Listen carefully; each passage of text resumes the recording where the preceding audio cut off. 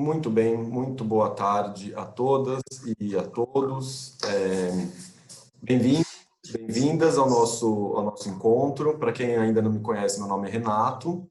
E a gente está aqui com a Eli, deixa eu colocar a Eli aqui para todo mundo ver. Essa é a Eli, nossa parceira, amiga. Você está no mudo, Eli. Eu te acho aqui, já te... Tá, ok. Boa tarde a todos. Muito bem. Bom, a gente vai começar no horário para respeitar o tempo de todo mundo. A gente se apresenta, ali vai se apresentar daqui a um pouquinho, né? Eu me apresentar agora, eu vou começar falando, então vou me apresentar para quem eventualmente não conhece. Meu nome é Renato, eu sou sócio do Lacas Martins Advogados, sou professor, advogado trabalhista, sou professor de Direito do Trabalho, sou mestre em Direito Político e Econômico pelo Mackenzie. E a gente tem feito algumas lives, desde que essa história toda começou, né, a gente tem feito algumas lives para tratar de questões importantes sobre a pandemia, enfim, alternativas, né, as medidas provisórias todas, de suspensão de contrato, etc. E aí pensamos que chegou a hora de começar a falar um pouco do futuro, né? O que vai acontecer depois, assim, a gente obviamente não sabe ainda quando isso tudo vai acabar, esperamos que rápido, mas pensamos que é importante a gente começar a olhar para o futuro. Então, esse é o mote dessa nossa conversa de hoje. Então, novamente, eu agradeço a presença de todas, de todos. E então eu vou começar a fazer a minha apresentação, depois no final a Eli se apresenta também. Eli é uma querida, uma amiga e cliente a gente está junto desde do começo do projeto dela lá e do meu aqui no Lacas, né? Então a gente tem uma parceria de bastante. É uma parceira, uma amiga muito querida, foi uma das primeiras pessoas que me veio à mente para compartilhar um pouquinho aqui da experiência, porque a ideia é a gente falar também um pouco de uma maneira mais prática, né? Como a gente vai falar do futuro, acho que a gente tem que ter, é importante a gente ter não apenas o lado jurídico que eu vou passar, mas também a questão, a prática do dia a dia do RH. E aí a Eli está aqui para isso, tá bom? Então, deixa eu projetar aqui a apresentação. Aqui, muito bem, cá está. Bom, vocês têm... Eu pediria só para todo mundo manter o mudo, né, durante a apresentação. E aí eu pediria para vocês fazerem perguntas, e encorajo que façam perguntas usando a ferramenta do chat aqui do próprio aplicativo, tá bom? E a gente vai responder ao final. Só para a gente se organizar, a gente vai estar junto aqui pela próxima hora, tá? A gente vai ter aí uns 20 a 30 minutos de exposição minha e da Eli e uns 10 minutinhos no final para responder as perguntas, ok? Muito bem. Então, antes só de eu começar propriamente das perspectivas para pós-pandemia, queria falar só um pouquinho do escritório. Acho que muitos de vocês, a grande maioria, pelo que eu estou vendo aqui, já é cliente do escritório, alguns da área trabalhista, outros não ainda da área trabalhista. Então, o escritório, para quem ainda eventualmente não conheça, a gente atua em todas as áreas do direito. É um escritório que está no mercado aí, estamos completando 28 anos neste ano. E especificamente da área trabalhista, que é a minha área, né, eu costumo dizer que o diferencial, e eu brinco isso até com os meus alunos, né, assim, o advogado, no meu ponto de vista, o bom advogado não é aquele que diz para você, olha, faça isso, ou faça aquilo, ou não faça isso, ou não faça aquilo. Né? O bom advogado é o que te diz, olha, você pode fazer isso e você pode fazer aquilo. As consequências desta são essas e as consequências daquela são essas. Porque, no final das contas, quem vai arcar com as consequências e com o custo é você. Né? Então, eu acho que o nosso diferencial seria exatamente essa visão estratégica, e muitos de vocês aqui, felizmente, já puderam já pude trabalhar com vocês e ajudar vocês nesse tripé. Né? Assim, lidar com as relações de trabalho no Brasil esse tripé complicado e é uma gangorra que o cobertor é curto demais. Né? Então, se você quiser diminuir o custo, você esbarra na lei. Né? Se você quiser seguir muito a lei, o custo é gigante. Né? Aí tem a prática de mercado, que também às vezes não está no meio do caminho, enfim. Então, a gente tem aí, ao longo dos últimos anos, sido parceiro dos clientes justamente para isso, para tentar pensar em soluções alternativas, em soluções criativas, flexíveis, para viabilizar essas atividades. Muito bem, então o que eu queria dizer do escritório era isso. Deixa eu ver se eu consigo passar aqui o slide. Muito bem. O primeiro ponto que eu queria abordar isso foi objeto aqui de questionamento, né? E tá na mídia bastante, a questão a decisão que teve do Supremo Tribunal Federal na semana passada, suspendendo um trecho de uma medida provisória, a medida provisória 927, que dizia que Covid-19 não era doença profissional, né? E aí essa medida provisória, esse artigo da medida provisória foi suspenso e abriu-se então a brecha para que Covid-19 seja doença profissional. Então, primeiro, o que é uma doença profissional? Doença profissional é uma doença relacionada ao trabalho. Então, uma LER, né, um acidente do trabalho, uma doença que o empregado adquire em virtude do trabalho, né? A medida provisória dizia que se o empregado ficasse doente, ainda que estivesse trabalhando, não era uma doença profissional, e agora essa proibição caiu, né?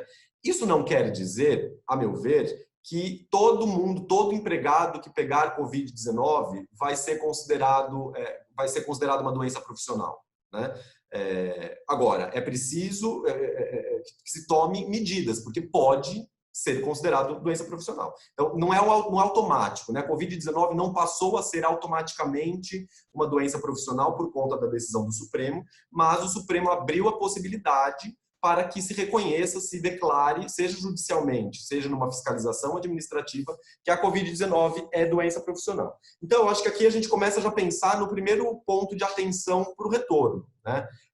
Supondo que seja liberado o retorno aí nos próximos dias, semanas, o mais rápido possível, considerando que existe a possibilidade de um empregado retornar e contrair Covid-19, e partindo da premissa que existe a possibilidade de essa doença ser considerada uma doença profissional, o que importa ser uma doença profissional, né? Ela pode gerar estabilidade se esse empregado ficar afastado mais de 15 dias, e ela pode gerar, eventualmente, dever de indenizar, caso esse empregado sofra uma sequela, venha a falecer, etc.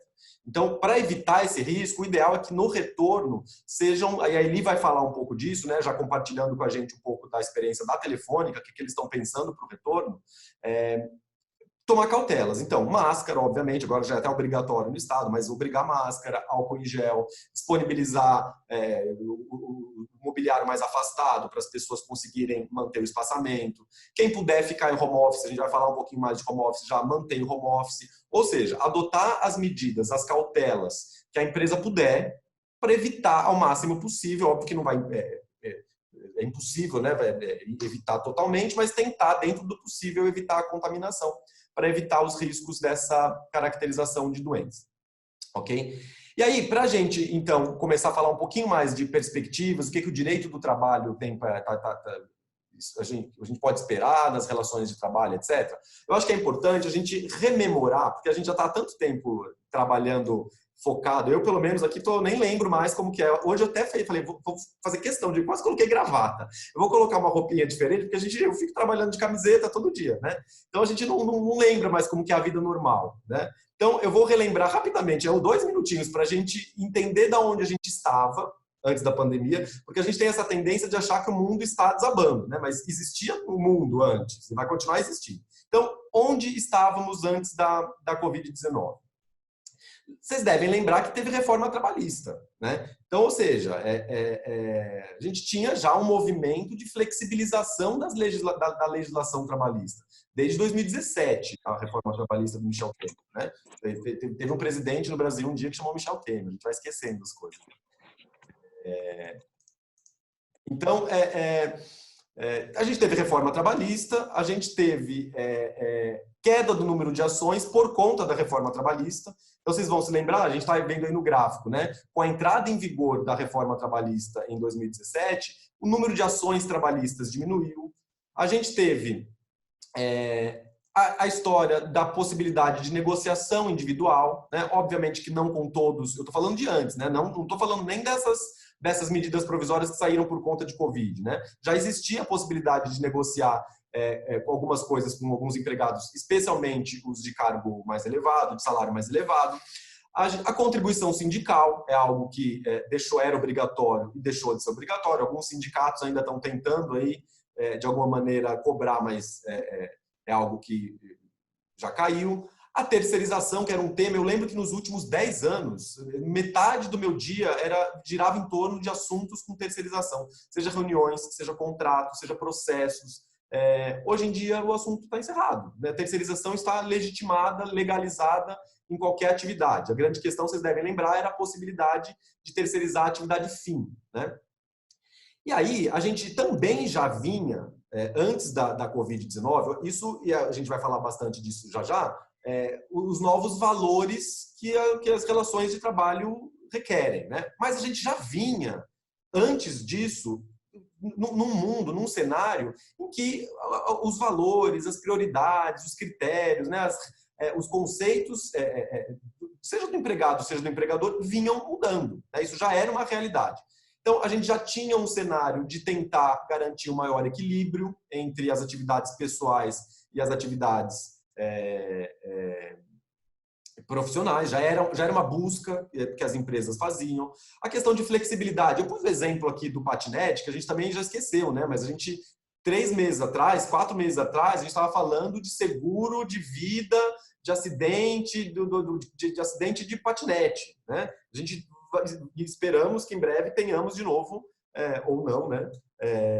Trânsito de patinete na Faria Lima, né? Mas, ou seja, a gente já tinha aí uma geração nova, né? A Eli vai falar um pouquinho disso também, uma geração nova, uma geração que tem outra cabeça, etc. Que é uma vida, a vida é diferente, as relações são mais tênues, né? Então, o pessoal que não quer carro, que as relações de trabalho já são mais, né, frágeis. Então, a gente tendo em mente esse cenário, e aí a gente lembra também da questão de tecnologia, né? A gente vive falando, porque a inteligência artificial vai chegar, porque os robôs, porque no dia que, né, os Jetsons, etc. e tal. Eu acho que é importante a gente relembrar um pouquinho que, assim, na verdade, a tecnologia já chegou, né? Então, assim, banco, por exemplo, a gente não precisa mais ir ao banco, né? A gente não precisa mais. Raramente, a gente vai ao banco eventualmente para sacar dinheiro, mas eventualmente mesmo, porque a gente usa cartão, né? Eu uso o exemplo do McDonald's.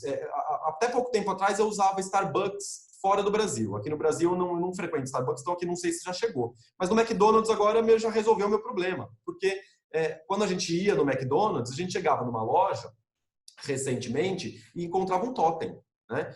Antes você encontrava um balcão para você fazer pedido para uma pessoa. Agora, o balcão diminuiu, tinha 1 ou 2 pessoas ali, você fazia pedido para um totem. Ou seja, a mecanização, a tecnologia já entrando no nosso dia a dia. Não precisa falar de pedir táxi, né? A maneira de a gente se locomover mudou. Telefone, eu coloquei aqui o telefone, mas assim, é o básico do básico. Eu não tenho mais telefone fixo em casa, muita gente não tem mais telefone fixo em casa, mas não é só o ter o telefone fixo, né? A gente não usa mais o telefone. Antes a gente usava, pelo menos, quando eu tinha telefone fixo em casa, nos últimos anos, eu usava para pedir pizza. Era o dia que, a sexta-feira à noite, no domingo à noite, eu pedia pizza. Agora nem isso, porque agora a pizza a gente pede também pelo celular, né? Mas não é só. Ops.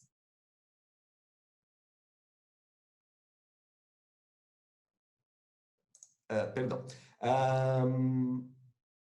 Aviões, né? Assim, a tecnologia mudou completamente a maneira da gente viajar, da gente se locomover. E mais do que isso, né? Hoje você consegue embarcar, dependendo, aqui no Brasil a gente ainda não está tão avançado assim, mas tem aeroportos no mundo em que você embarca sem conversar com o ser humano. Você vai no totem, faz o seu check-in, ou já faz o check-in no celular, você mesmo imprime a etiqueta da sua bagagem, você mesmo coloca na esteira, ou seja, né?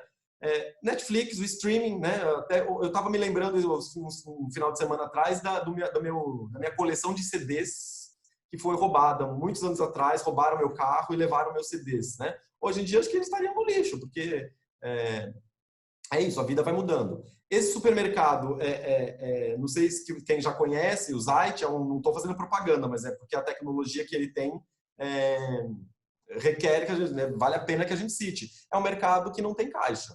Você entra, ele tem sistema, eles têm sensores, ele faz a leitura automática, ele percebe que você pegou aquilo, colocou na sua bolsa e ele debita no seu cartão de crédito que você cadastrou para entrar automaticamente. Os aplicativos mudaram a vida das entregas, né? Então, dos motoboys estão dominados. Enfim, então esse era o cenário que a gente tinha pré-pandemia, antes do coronavírus, né? Assim, a minha percepção, não sei se vocês concordam, é que isso tudo vinha, obviamente, como a gente viu, já controlou muito da nossa vida, mas vinha, de certa forma, a passos de tartaruga, né? A gente usava pouco ainda. Essa ferramenta que a gente tem aqui de webinar, né? A gente usava pouco, né? A tecnologia, a gente ainda fazia conference call, né? Por que a gente não usava vídeo? Então, a pandemia, sem sombra de dúvidas, deu uma avançada, né? Deu uma agilizada nesse cenário. E aí, entrando precisamente no que eu gostaria, assim, isso que eu vou compartilhar com vocês nos próximos 15, 20 minutos, é um pouco da minha percepção, né? Obviamente, assim, não tem, a gente está falando de futuro, então não dá para a gente adivinhar, né? O primeiro ponto, eu acho que esse é meio consenso, né? Eu acho que quando acabar o home office, vai ter home office, né? A gente percebe que assim, primeiro a redução de custo com ativos, então, com energia elétrica, com o próprio aluguel, com prédio, né? Com uma série de infraestrutura, né? E a brecha, a brecha não, mas a possibilidade que o home office dá para isentar controle de jornada, né? A lei, desde 2017, diz que o empregado que está em home office não tem jornada de trabalho. Ele pode trabalhar 2 horas ou 12 horas, o salário dele é fixo, não tem horas extras, né? Daí vem, por outro lado, os contras, né? A gente não tem como controlar, como garantir a produtividade, né?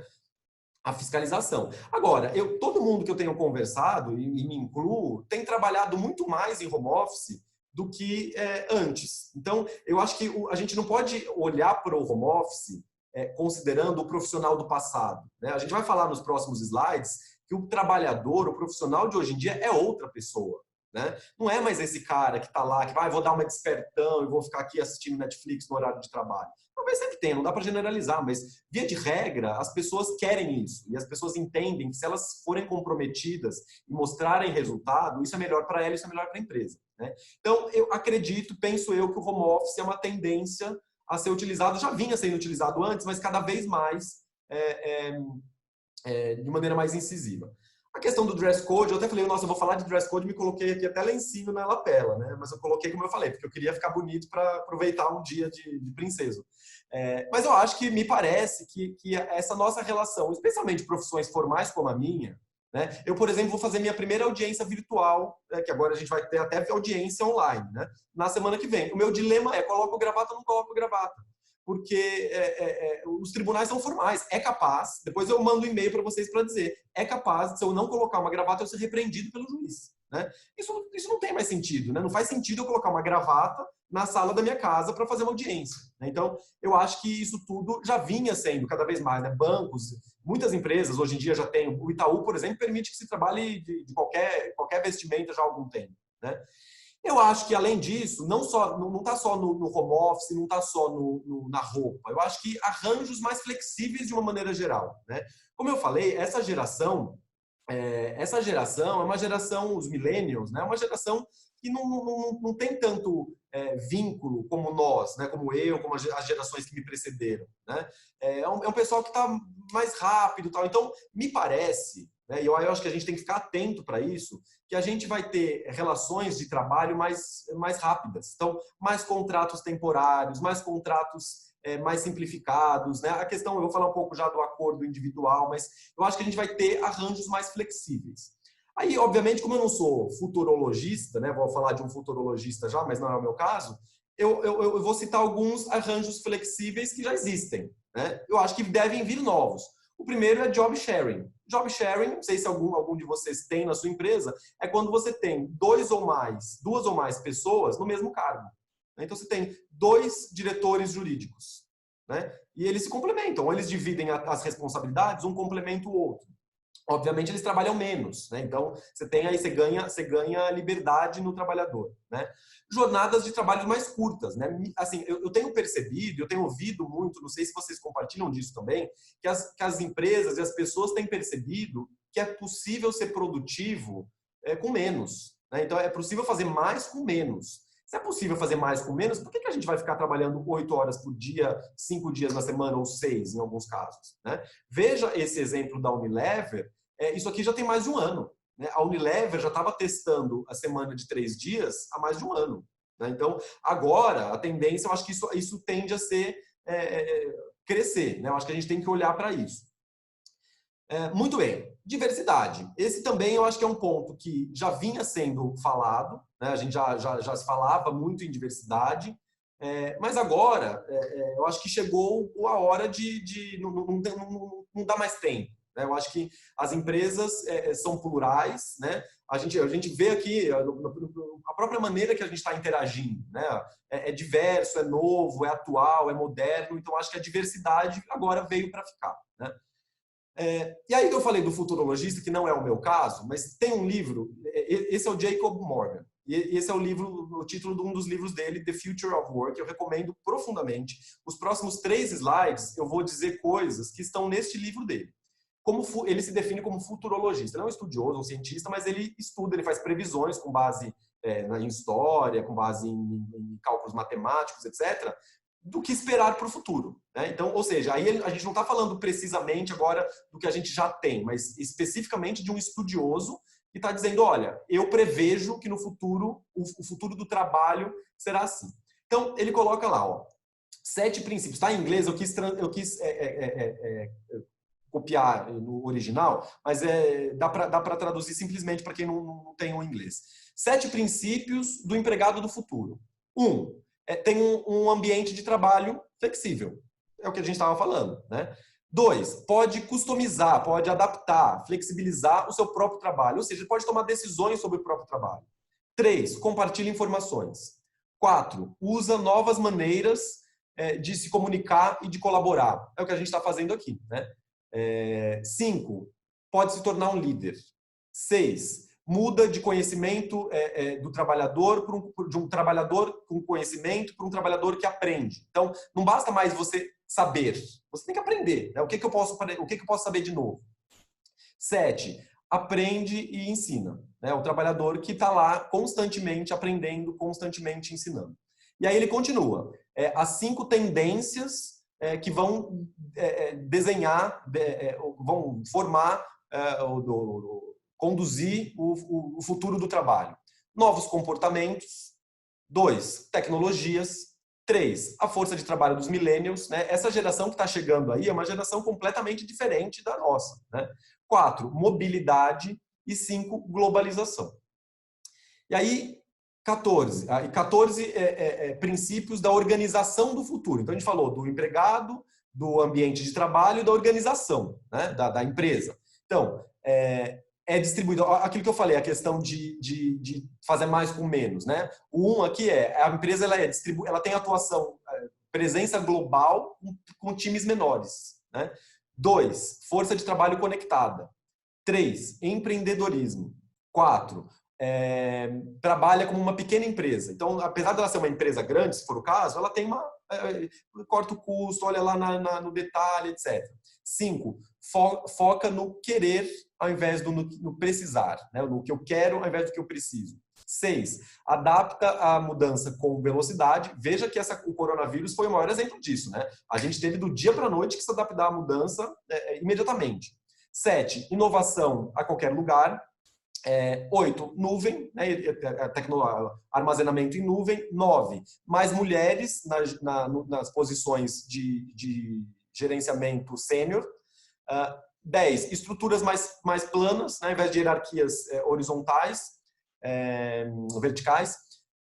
11, conta histórias. Então, assim, você está fazendo isso por quê? Né? Você trabalha com... Tem uma história por trás, não faz porque eu quero ganhar dinheiro, né? 12, democratização do aprendizado. 13, muda do lucro para prosperidade. Veja que importante isso, né? Então, assim, não é o lucro mais a qualquer custo, né? 14, adapta ao futuro, a organização se adapta ao empregado do futuro e ao gerente do futuro. É isso. Então, vejam, recomendo fortemente que quem puder leia o livro. Ele traz visões, muitas delas ainda são um pouco conceituais, mas muitas delas permitem que a gente tome decisões mais objetivas, né? E aí, já para eu caminhar para o encerramento, assim, a gente fala muito dos robôs, né? Ah, porque os robôs vão roubar o nosso trabalho. Ah, porque os robôs vão... Né? Tá lá, essa notícia é recente da Folha. A mídia, ela vende jornal, né? Uma capa dessa, né? Robôs ameaçam 54% dos empregos formais, né? Então, eles têm um tom pesado, né? Mas se a gente for olhar, veja que eu gosto de ser mais otimista, né? Essa era uma linha de produção da Volkswagen na década de 60. Esta é uma linha de produção da Volkswagen nos dias de hoje. Veja, os robôs já roubaram os nossos empregos. Não é que eles vão roubar os nossos empregos. Né? E mais, quando a gente fala em robôs, e fala, tá bom, mas eu sou um trabalhador intelectual, né? Eu sou advogado, eu sou gerente de RH, eu sou gerente jurídico. Então, veja, um robô não vai fazer, não sou um carro, né? Aí não é bem assim também, né? Tá lá, ó. Faculdades da Laureate substituem professores por robô sem que o aluno saiba. Então já tem robô corrigindo prova de aluno, né? E mais, ó, robôs advogados analisam processos, fazem petições e aceleram contratos. Aqui, felizmente para nós advogados, a OAB ela faz um lobby ali, né? Ela dificulta, mas vai chegar uma hora que isso vai passar, não vai ter como. Então, assim, sem sombra de dúvida, o robô, né, a tecnologia, a inteligência artificial já é uma realidade e vai ficar cada vez mais. Né? Então, a mensagem que eu deixo para vocês, assim, é o que pelo menos o que me ocorre, né? Eu acho que assim, quando a gente lê sobre robô, né, muitos dizem, olha, vão perder empregos, mas vão surgir novos empregos, porque as pessoas vão ter que trabalhar com a tecnologia, vão ter que ensinar o robô, etc. Né? Mas eu acho que o que a gente pode fazer hoje, né, o que já dá para a gente começar a pensar hoje, é isso, focar em novas competências. Quem é esse novo trabalhador? Né? Eu vivo falando para os meus alunos, eles não conseguem ainda entender. Veja, geração de 20 anos. Né? Professor, vai ter consulta? Vai. Onde você quiser. Você pode consultar o que você quiser. Nossa, professor, mas como assim? Não é. Mas o conhecimento hoje, gente, está na palma da mão. A informação está aqui. Então, a gente tem que entender isso, seja na universidade, seja no nosso trabalho. Não importa mais armazenar a informação, porque você sabe. Não, eu não sei, eu vou aprender. Né? Mas eu sou uma pessoa, eu aprendo rápido. Então, o que eu quero dizer, é muito melhor hoje você ter um empregado que aprenda rápido, que se adapte à mudança rápido, que te ajude a tomar decisões, que seja flexível, do que uma pessoa que tem um conhecimento e uma bagagem gigantesca. Né? Enfim, eu estou dando exemplos, pensando alto aqui, em novas competências. É isso que a gente vai ter que olhar no futuro. Ops. E aí, para realmente eu terminar, me perguntaram, né, assim, a gente vai ter tribunais mais ponderados após a pandemia? Né? As decisões judiciais vão ser mais justas, por assim dizer, porque a gente sabe que a justiça do trabalho ela é protetiva para o trabalhador. Né? Eu diria que sim e não. Né? Por essência, como regra, né, por natureza, a justiça do trabalho serve para proteger o trabalhador.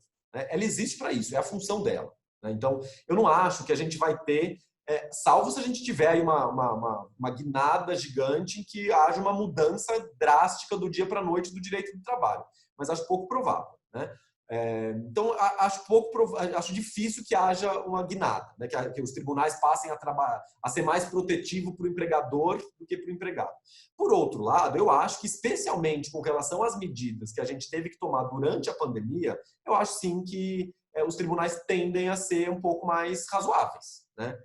E, além disso, a gente não pode esquecer, por isso que eu fiz aquele introito lá da reforma trabalhista, do Michel Temer, da contribuição sindical, etc. A gente já vinha tendo uma modernização, uma atualização, né, uma flexibilização, um olhar mais para o futuro, né, dos tribunais.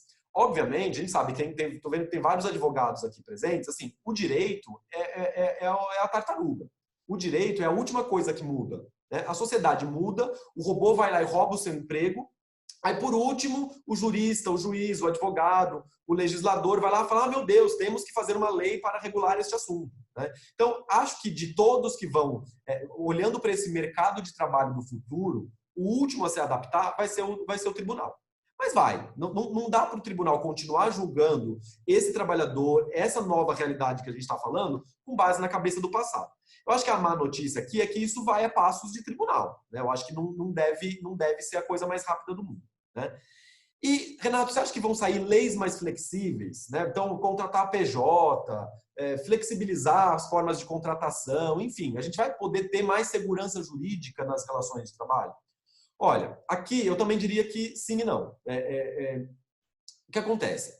A gente acaba, e eu sofro isso lá com os meus alunos também, assim, é difícil a gente entender, não só aluno, né, a gente mesmo, a gente às vezes custa entender que o direito, a lei, a legislação trabalhista caminha para e passo com a política.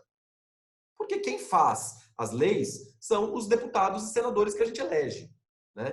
Muitos de nós, infelizmente, sequer sabem quais são as funções de um legislador e de um deputado, né? E a gente ainda é privilegiado, a gente não é a média, mas se a gente olhar a massa do Brasil, as pessoas não sabem. Então, assim, a gente depende desse mundo político, e aí eu não preciso falar de como é que anda a política no Brasil, né? A gente não tem como ter perspectiva nenhuma de leis mais flexíveis. A gente não tem como ter futuro, eu não consigo estimar nada para vocês, né? O que eu posso dizer é que a gente vinha, por isso que eu fiz aquele lembrete lá, a gente vinha, antes desse caos, a gente vinha neste movimento, né? E se tudo continuar, quando isso tudo passar mais ou menos como estava, a tendência é que sim, a tendência é que haja, que se continue se flexibilizando a legislação trabalhista, né? O Bolsonaro tentou, saiu lá, vocês devem ter acompanhado a MP do contrato verde e amarelo, a medida provisória 905, não foi aprovada, enfim, então eu acho que sim, a tendência é essa, mas em se tratando de política, a gente sempre pode ter uma guinada, né? Então, a gente não consegue, neste aspecto, garantir. Eu acho que, se eu fosse chutar, se eu fosse, sei lá, pelo menos com base no que a gente teve até agora, prever o que deve vir pela frente, eu acho que caminha por aqui. Prevalência de acordos individuais. Ou seja, se vierem novas leis, se a legislação trabalhista conseguir ser flexibilizada, se a gente tiver aí novas leis modernizando, flexibilizando a legislação, deve ser por aí. E por que eu digo isso? Porque foi o caminho que foi utilizado pela reforma trabalhista, foi o caminho que foi utilizado pela MP 927, foi o caminho que foi utilizado pela MP 936, né? O próprio Supremo Tribunal Federal, vocês devem ter acompanhado, né? Aquela história dos acordos individuais para suspender o contrato de trabalho. Primeiro, a medida provisória falou que valia o acordo individual. Aí veio o ministro Lewandowski que falou que não valia. Uma semana depois veio o pleno do Supremo e disse que valia. Ou seja, o Supremo Tribunal Federal já reconheceu, obviamente a gente está falando de uma situação excepcional, de pandemia, etc. Mas, enfim, eu acho que é um indicativo de que esse é o caminho do futuro, né? Agora, para a gente poder se valer disso, né, e aí eu faço a nossa meia-culpa, inclusive dos advogados, né, minha inclusive, a gente tem aí uma legislação, uma jurisprudência, decisões dos tribunais totalmente favoráveis para os trabalhadores, que inviabilizam as relações de trabalho, enfim, que o custo Brasil gigantesco, etc. Porque também a gente veio ao longo dos últimos anos, vamos falar a verdade, tentando dar um jeitinho. Ah, é muito caro, vamos contratar assim. Ah, não dá, vamos pôr por fora. Ah, não dá, vamos fazer fora da folha. Ah, não dá, então vamos fazer não sei o quê. Ah, então vamos fingir que ele é estagiário. A gente vem fazendo isso. Eu faço isso o dia inteiro, para vocês, né? É o que eu falei no começo, eu não digo para você que não pode. Você vem, Renato, eu não consigo contratar dessa forma. Eu digo para você, ó, tem essa e essa alternativa, né? Então, eu acho que esse novo mundo que a gente está seguindo, para que a gente consiga chegar lá nesse novo cenário de acordos individuais, a gente tem que entregar acordos individuais para os nossos empregados razoáveis, né? Justos. A gente não pode querer continuar dando jeitinho. Porque se a gente quiser continuar dando jeitinho, a gente vai continuar tendo a justiça protegendo esse empregado que está sendo violado no jeitinho. Não vai ter alternativa. O jeitinho não funciona mais. Funciona a gente ser justo, né? A gente viu lá, mudar da ideia do lucro a qualquer preço pela rentabilidade. É um mundo mais justo, é um mundo de fazer mais com menos, né? Então, eu acho que para a gente conseguir garantir que esses acordos, que essas flexibilizações todas que a gente faz junto, que eu defendo junto com vocês, para que eu consiga defender cada vez mais, elas precisam cada vez mais estar imbuídas disso aí, ó. Ética, bom senso, respeito, integridade.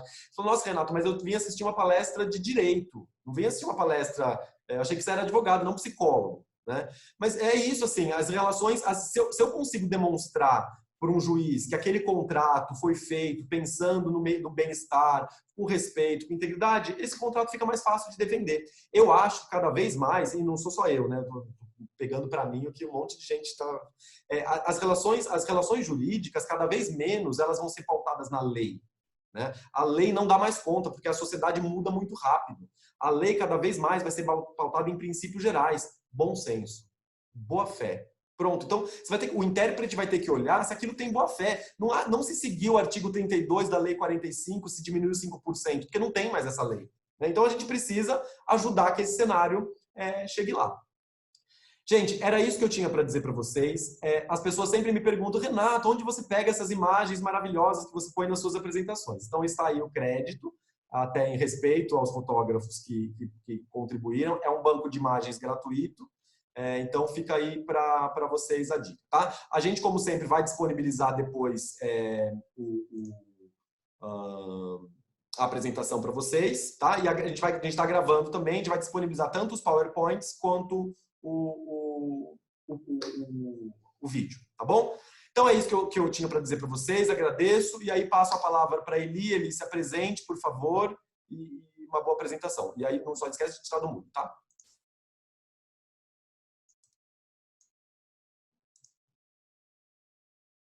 Eu acho que você não consegue tirar do mundo. Então, pera lá que eu vou te tirar do mundo. Unmute. Vê agora. Agora foi. Legal. Obrigada, Rê. Boa tarde, pessoal. Prazer imenso estar aqui. Obrigada, Renato. Gratidão por essa responsabilidade de compartilhar com vocês. E aí eu não consigo começar se a gente não comenta algumas coisas que você falou aqui, que foi, talvez a minha expressão facial só foi corroborando aqui alguns insights, né? E acredito que são dúvidas também nossas, como área de recursos humanos. Os pontos que você coloca, a questão de home office, que todos nós fomos pegos aí, por mais que a gente tinha a idealização de atuar em home office, agora de verdade a gente encarou. Ele está meio estranho porque foi forçado, e eu costumo brincar isso com a nossa equipe e a nossa empresa. Todo mundo almejava um dia trabalhar de home office. Nós, na verdade, já vínhamos na prática disso desde dezembro do ano passado. Mas fazer um home office confinado é totalmente diferente. Então, é um exercício a cada dia. A flexibilidade de trabalho que você comenta, eu acho que passa muito, muito, muito pela nossa atuação de recursos humanos, eu digo isso, porque assim como o jurídico, o RH também tem a responsabilidade, né, de ser uma área guardiã de processos e condutas, então a gente precisa se reinventar enquanto a isso. E o grande aprendizado que eu vejo dessa geração são os millennials, sem dúvida nenhuma. Trabalhar com essa turma é desafiador a cada dia. A minha equipe é toda de millennials, a minha empresa tem 90% deles, se não são millennials, são geração Y e X também, e é um aprendizado a cada dia. Então, a gente precisa se dispor a aprender com eles, né? E eu acho que essa é uma quebra de paradigma mesmo, porque quando você tem um tempo razoável de estrada, você acha que você já percorreu e sabe todas as curvas, os buracos, enfim, e não. Se você mudar o carro, você vai ver que você tem uma estrada diferente. Então, acho que esse é um grande ponto. Bom, então vamos lá, falando um pouquinho aí, o Renato me trouxe o desafio de contar um pouquinho para vocês o que a gente está fazendo. Não é nada de novo, eu acho que é um pouco, na verdade, do que cada um de nós, como recursos humanos, está buscando nesse cenário de desafio. Aqui, só rapidamente, contando para vocês o que é a Telefônica Educação Digital. Nós somos uma das empresas do Grupo Telefônica, já temos mais de 19 anos de atuação e em 2013, de fato, a corporação na Espanha resolveu ampliar o seu escopo de educação e viemos para o Brasil, também para Chile, Peru e Colômbia naquela ocasião. E aí, o nosso contato com o Renato, que também se tornou um grande amigo, como ele falou já há tempo, já vai fazer 6 anos, Renato, que a gente já se conhece. E parece que foi muito mais. Então, a gente já nos conhecemos aí numa primeira crise de trabalho, mas aí, felizmente, é um processo que vem enriquecendo a cada encontro. Eu aprendo muito com ele, muito, e a troca de experiência é grande, e eu já brinquei para ele que eu acho que eu vou ter que fazer direito também, porque eu descobri aí um interesse genuíno também por essas colocações. Então, estamos nós aí com essa empresa, Felizmente, estamos numa atuação bastante interessante, porque o nosso negócio sempre foi já uma aprendizagem online, então nós já vínhamos com esse business, e agora, mais do que nunca, o modo está atuando, de atuação online e à distância, ele está sendo requerido, né, em vários segmentos, em várias frentes.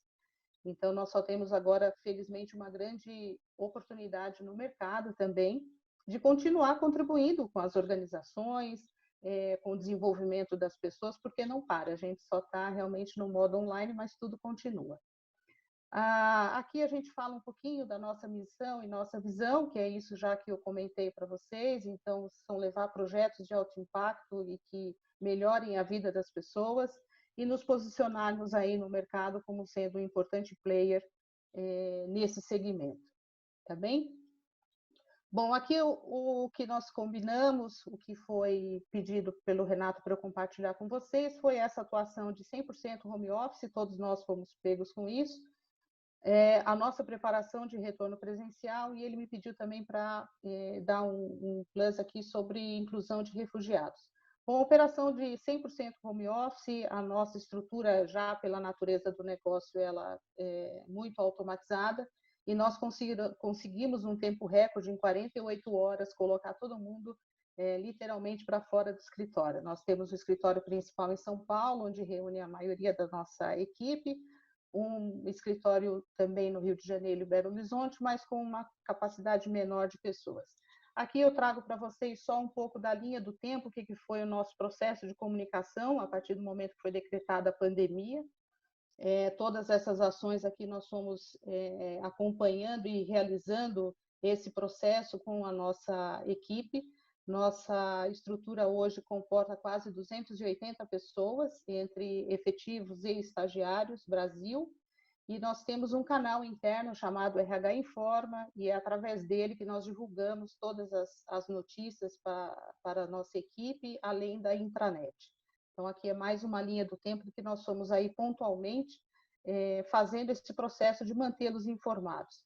Como RH, além das informações de governo, também nos preocupamos em como dar andamento nas atividades, né? Então, nós entramos em 100% home office já no fechamento de folha de março, e prevendo que pudesse gerar algum ruído com os colaboradores, ruído no sentido de se sentirem preocupados, nós já antecipamos uma série de informações. Olha, então a vida segue normal. Os benefícios, pagamento, nós já fazemos a folha nossa totalmente online, então ninguém teve prejuízo. E aí nós consideramos que a comunicação ela é extremamente importante. Quanto mais você comunica e mais coerente você está com a sua comunicação, maior engajamento você gera, além de outros pontos, com a sua equipe. Aí você pode passar. Isso.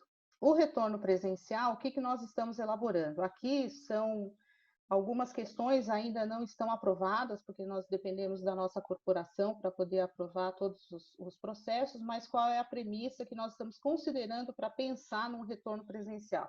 Evitar o contágio dos colaboradores considerados críticos, os de grupo de risco e gestantes. Então, inclusive, essa foi a nossa escala de início do home office. Minimizar o risco de contágio no ambiente de trabalho, é claro. Garantir a integridade física dos nossos colaboradores. Nós hoje estamos localizados na Zona Sul e temos muitos trabalhadores que hoje residem em locais mais afastados. Então, principalmente na Zona Leste, que dependem de transporte público, de mais de um de transporte público, então a gente tem que zelar também por eles. E cuidar da integridade da organização, que foi um ponto que o Renato trouxe logo no início, que é a definição se o Covid-19 é saúde ocupacional. Hoje nós atuamos num condomínio comercial, então tem várias outras empresas nesse mesmo local, então a gente precisa ter um olhar mais cuidadoso antes de expor os nossos colaboradores a esse risco. E, como eu disse, o alinhamento com as ações corporativas. Então, tudo que é feito aqui, a gente submete para uma aprovação para que esteja totalmente alinhado com o grupo. Com relação à nossa ação para o home office, o que nós fizemos? Um primeiro levantamento rápido, caseiro, quais eram as pessoas que estavam aí com alguns sintomas, com algumas das evidências, né, de maior fragilidade do Covid, bronquite, asma, rinite, enfim. E no dia 13, para já classificar quem seriam as pessoas que já estariam completamente fora do escritório. A grande maioria do nosso público trabalha com notebook, então isso facilita muito. E depois, no dia 6, aí já no período de home office 100%, nós criamos um questionário simples, lançamos pelo Google Forms para todo mundo, para que eles já nos apontassem. Se teve contato com alguém de contágio, algum suspeito, se sentiu mal nos últimos dias, para que nós também pudéssemos fazer uma classificação. Aplicamos para todos os colaboradores, inclusive os nossos estagiários. Identificamos quais foram os nossos casos críticos por área e por localidade, então a gente teve aí um índice de resposta bem forte, isso foi bastante importante, as pessoas se sentiram comprometidas com isso, e quem eventualmente não estava, nós acionamos remotamente depois, e começamos a fazer um acompanhamento de todos os casos, então acompanhamento especificamente de suspeita de Covid, com a presença de ou atestado que tivesse o CID específico do Covid ou com algum sintoma, e os demais casos, que aí é a situação normal de quase todas as organizações, que é o cuidado da saúde mental dos seus colaboradores. Com relação às nossas propostas, e aqui, de novo, eu trago para vocês só em linhas gerais, porque esse plano ainda não está aprovado. O que nós já estamos trabalhando? A reorganização das áreas, nosso espaço é todo aberto, então nós temos que cuidar das as estações de trabalho, elas comportam até 12 colaboradores, então como é que nós vamos redimensionar isso? As salas de reunião que nós temos, então retirada de cadeiras, redefinição de locais, esse é um ponto importante. Provavelmente mantenhamos a extensão do home office, como eu disse, nós já tínhamos o home office desde dezembro, um dia por semana, e no início, comecinho de março, nós passamos já para 2 dias por semana, e provavelmente a gente mantenha isso. Claro que temos que olhar o equilíbrio das áreas e os casos críticos, para que a gente não tenha problema com as entregas. Nós também vamos olhar a ampliação das medidas de higienização, então nós temos as salas de reunião presencial, estimular as reuniões virtuais, como é que nós vamos fazer com o relógio de ponto, nós temos área de copa, área de convivência, então tudo isso tem que ser repensado, como que nós vamos fazer, e principalmente com a empresa que nos apoia com relação à limpeza. Isso já estava desde o final de fevereiro, mas agora no retorno tem que ser intensificado, tem que ser mantido. Além do natural colocação de pontos de álcool gel, que nós já tínhamos, mas agora provendo isso nas bancadas, e provavelmente a gente faça entrega disso também para os colaboradores no retorno. E apoiar os gestores. Então, baseado nesse mapeamento e nesse acompanhamento que continuamos fazendo, ele é feito diariamente, né? E quando tivermos a data de retorno, como é que nós apoiamos os gestores com equilíbrio entre casos críticos, pessoas que estão em férias, para que a gente garanta a continuidade da operação. Nesse período todo, a nossa operação está 100% ativa, o que é um ponto bastante positivo, né? Então, a gente está até um pouco diferente de outras organizações que, infelizmente, por questões do seu negócio, não está operando 100%, que não é o nosso caso. E o preparo de um guia de comunicação, esse guia deve ser online, mandando todas as orientações que nós vamos programar a partir do dia que seja definido o retorno, para programar o envio prévio para cada um, garantir que eles tenham acesso a essa informação, e mesmo os colaboradores em férias. Nossa população, quando sai em férias, os sistemas são bloqueados, mas aí nós temos como fazer o contato com eles para que eles também estejam informados da situação.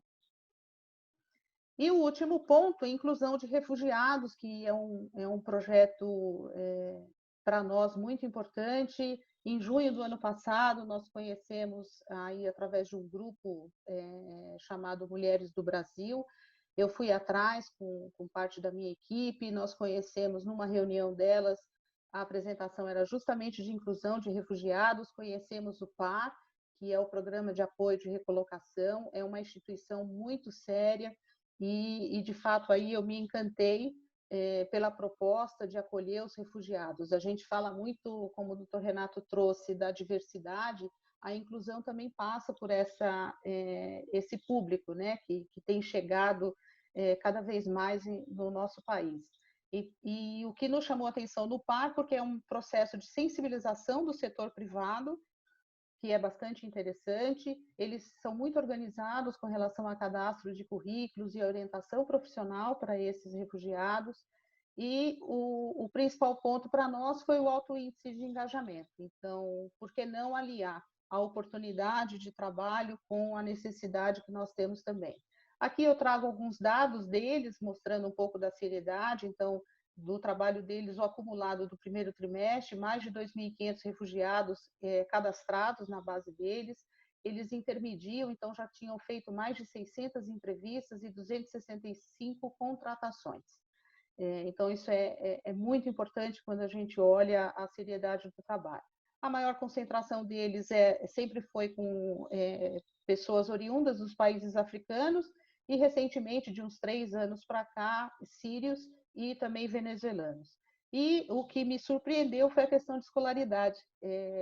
Muitos vêm com uma boa escolaridade, já com seus ensinos médios e técnicos completos e até com ensino superior.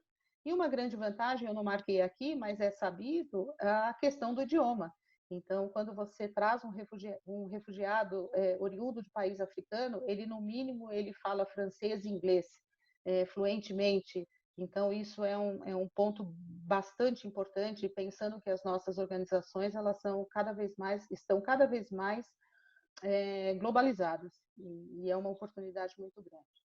Aqui eu termino dizendo assim alguns desafios do RH com refugiados, né? Que eu acho que é um desafio para nós como área, ampliar o olhar da capacidade, porque eu acho que é uma pergunta que sempre fica, poxa, mas ele não tem as competências técnicas que eu tenho lá no meu job description, eu tenho, que o meu cliente interno me solicita, mas eu acho que a gente precisa ampliar o olhar da capacidade, eles são capazes. E aí eu coloco nesses 2 últimos pontos, né, que é a capacidade e a nossa disposição em capacitá-los e desenvolvê-los, como que nós vamos apoiá-los a serem inseridos no ambiente de trabalho. Eles precisam de um programa de capacitação e de muito mais dedicação do que uma capacitação normal, e a nossa disposição para apoiar e ensiná-los, que é uma questão de sobrevivência. Então, acho que passa muito por isso, até nos seus 14 pontos lá, Renato, que você traz, né? A mudança de propósito, então, de um olhar de resultado para um olhar de propósito mesmo, o que nós vamos ter para essa população. Hoje, nós temos uma estrutura pequena, como eu comentei, nós somos 270 pessoas, eu fiz o contato com o PAR, eu consegui trazer um primeiro refugiado, é um rapaz venezuelano, ele está na minha equipe, eu trouxe ele para trabalhar no RH como uma forma de acolher, de poder apoiar.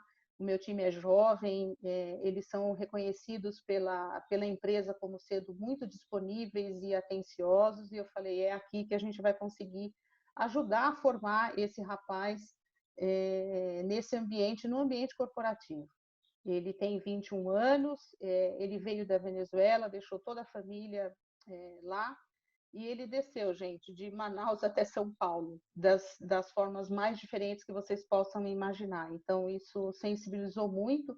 E é um rapaz que está aprendendo, ficou um pouco preocupado quando todos nós entramos em home office, e a gente tem tranquilizado o coração dele, ele está preocupado com a família, mas ele está lá com o notebook dele trabalhando. E como que nós conseguimos? Fizemos uma parceria com o CIE, porque ele já tinha o ensino médio, mas ele precisava estar vinculado, então nós o trouxemos como menor aprendiz.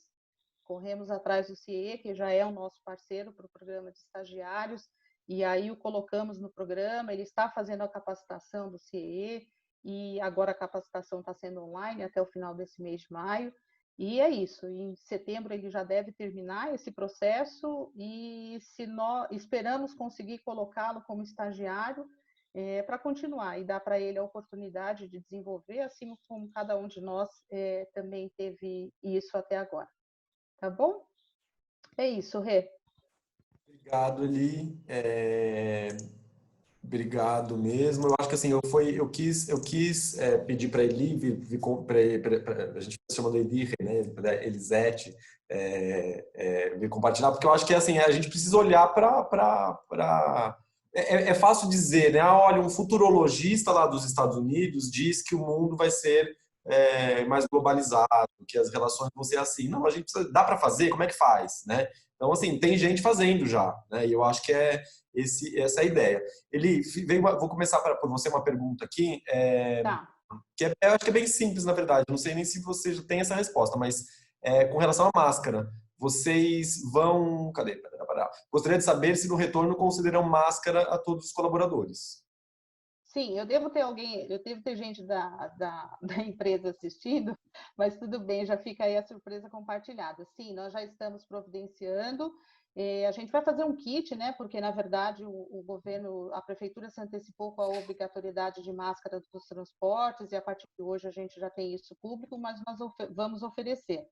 Nós provavelmente façamos um trabalho com uma ONG, nós já estamos olhando isso e também já favorecendo. Então, a gente tem já muito essa preocupação de atrelar o social com a necessidade. Então, provavelmente a gente adquire de uma ONG em troca de recolhimento de alimentos. Essa ONG deve ser cadastrada da Fundação Telefônica, então a Fundação Telefônica também sempre nos apoia com isso. Nós temos um comitê de voluntariado. E junto, provavelmente, com as máscaras, um vizinho de álcool gel individual, porque nós acreditamos que agora, em função de toda essa necessidade, tenham, mas nós vamos fazer a nossa entrega simbólica para eles, sim. Legal, valeu.